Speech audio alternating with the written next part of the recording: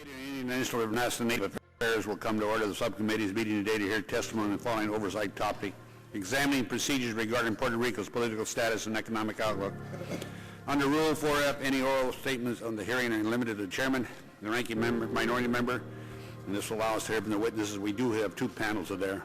They therefore ask unanimous consent all members' opening statements be made part of the hearing record. If they are submitted to the subcommittee clerk by 5 p.m. today at the close of the hearing, whichever comes first, hearing no objections, so ordered.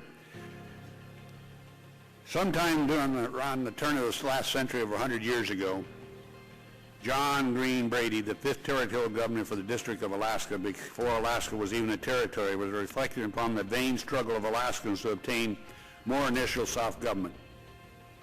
The struggle of those Alaskans had lasted for nearly 40 years up to that point, leaving Governor Brady to remark, "We are graduates of the School of Patience." Even today, the words of Governor Brady still ring true when referring to American citizens who call the island Puerto Rico home. While the plight of Alaska can be charted from its humble beginnings to the department in 1867 to its progression as a district, then as a territory, and then ultimately as to admission to the 49th state of the Union in 1959, the overall journey that citizens had to endure lasted for roughly 92 years.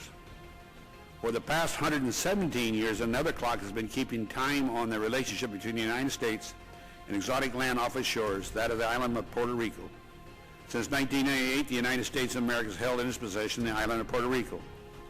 Since establishing self-governance of the passage of the Federal Relations Acts of 1950 and the ratification of the Puerto Rican Constitution in 1952, the United States has allowed Puerto Ricans to govern themselves in internal matters.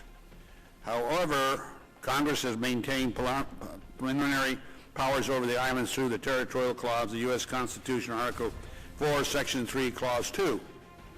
Today's hearings will aim to continue the discussion on the issue of Puerto Rico's political status, an important discussion given the current economic crisis the island faces itself today.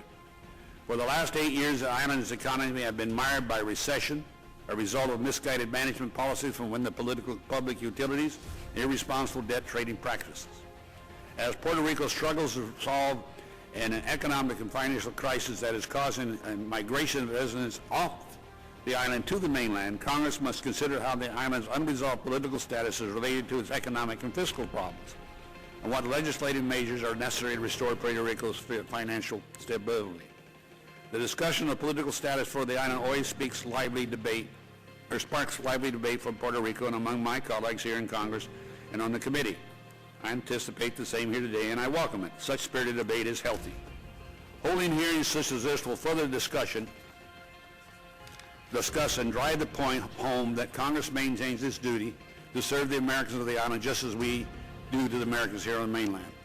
We must show that 370 million Americans living in Puerto Rico, 307 million Americans living in Puerto Rico, that although they may not have voting representation in the House or the Senate, those of us attending this day's hearing will hear from them when they speak. It's our duty and honor to have that duty today to listen to it. On a personal level, I've been involved in this project since 1994. I believe very strongly right up front with you in statehood. That's no hidden secret. But that's up to the decision of the Puerto Rican people. But the status quo cannot exist.